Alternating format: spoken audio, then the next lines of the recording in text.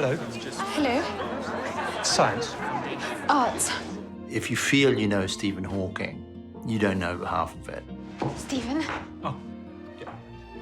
I remember reading through his first wife, Jane Hawking's autobiography. About halfway through, the famousness drained out of it, and it just became this love story between two people. What's the probability? Reasonably low. I just felt inspired to try and make contact with Jane and see whether or not she would entrust me with telling that story. I'm inviting Jane to be my partner to the May ball. Really? Very.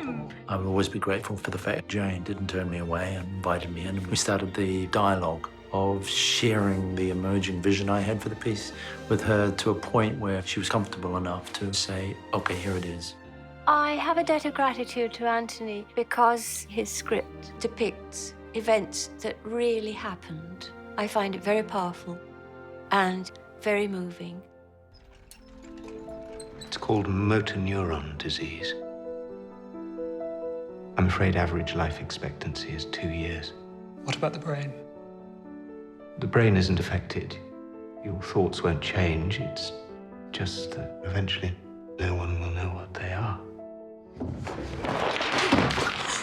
One of the greatest joys of this whole process is working with Anthony. It was such a passion piece for him. I love you. You don't know what's coming. It'll affect everything. Anthony's script was what drew me to the film. He'd found a point of view that I found very interesting, which was the perspective of the person who's falling in love with Stephen and then makes a very critical choice to stay with him when he's diagnosed with this terminal illness. I want us to be together for as long as we've got, and if that's not very long, well, then that's just how it is. Well, it's 3 movies really in one. First, you have the story of Stephen's physical decline. The weight of science is against you. This will not be a fight, Jane. This is going to be a very heavy defeat. This is temporary. And then you have the story of how we got here as a species, you know, the origins of the universe, no less. The other thread is this extraordinary love story. Your glasses are always dirty. It was a rather unconventional but very truthful dynamic between people who were trying to make the best of a difficult situation. I need help. If only for Robert. He's missing out on his childhood.